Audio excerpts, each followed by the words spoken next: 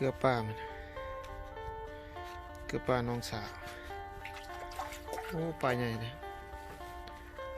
เพิ่นมากวนเขาดอกเพิ่นมากวนปลาหน่อยโอ้2 ตัวพุ่นน่ะปลาขาบนะปลากินข้าวจีนี่ข้าวจีหลายตัวเต็ม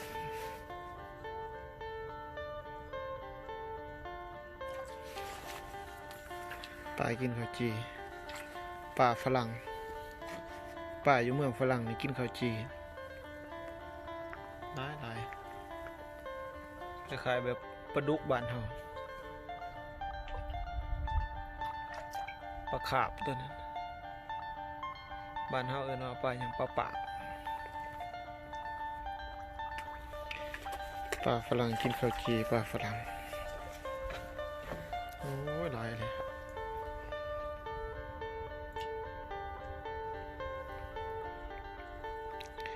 หลาย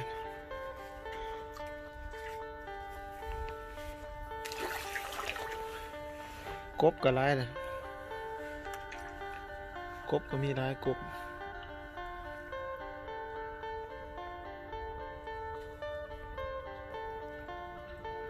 หลาย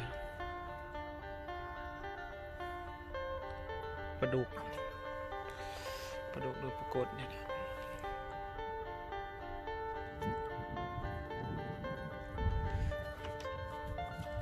เขาเดียวมันเห็น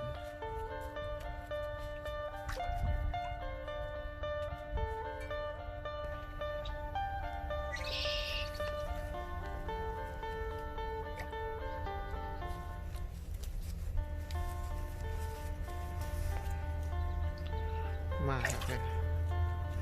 ทำมากวนเขาแล้วเป็นมากวนเขาแล้วเพื่อน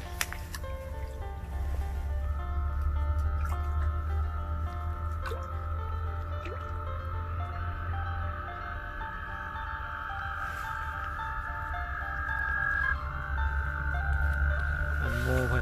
พิ่นตัวหนึ่งตัวใหญ่เลยโมเพิ่น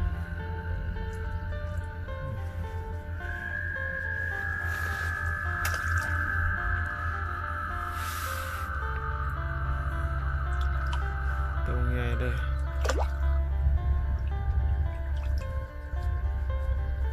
โอ้ขึ้นแล้วไม่ยอมกินไปโอ้ตัวใหญ่